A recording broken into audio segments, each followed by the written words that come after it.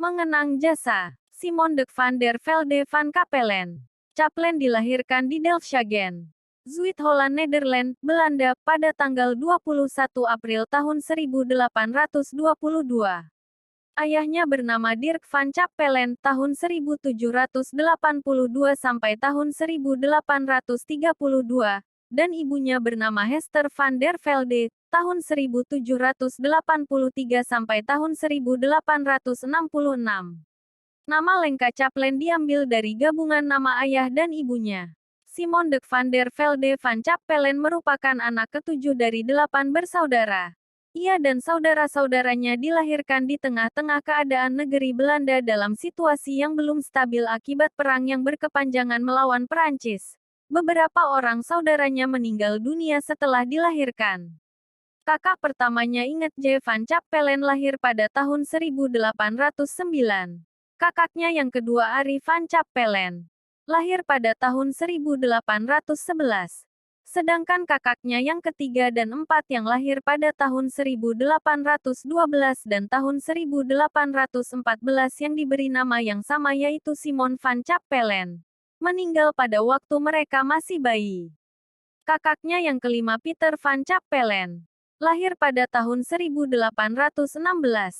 Kemudian pada tahun 1819 kakaknya yang keenam dan ketujuh yang diberi nama Maria van Capellen dan diberi lagi nama Simon van Capellen, juga meninggal dunia ketika mereka masih bayi.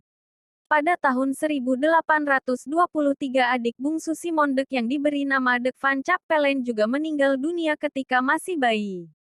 Simon Dek van der Velde van Capellen setelah menerima pembekalan di Maluku, ia dan istrinya dikirim ke Minahasa, dan tiba di tanah Minahasa pada tanggal 16 Juli tahun 1851.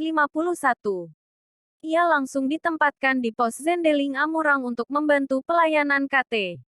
Herman. Pelayanan pengkabaran Injil Simon Dek van der Velde van Capellen meliputi Amurang sampai ke Pegunungan Tareran, antara lain di Kampung Pinamorongan, Kapoya, Wuwuk, Rumoong Lansot dan Wiaulapi.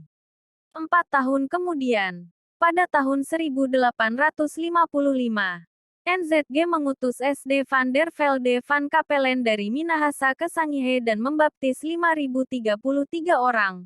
Ketika itu SD van der Velde van Capellen sedang bertugas di Tareran, Minahasa.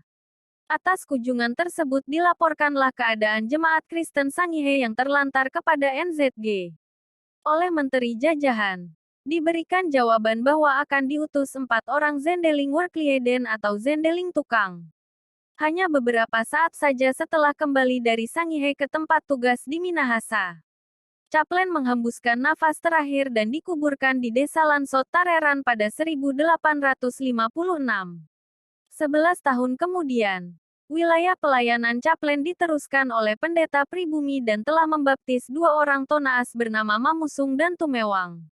Mamusung dibaptis dengan nama Abram Sinaulan pada masa pelayanan Simon Samson Tumbelaka tahun 1867 sampai tahun 1890.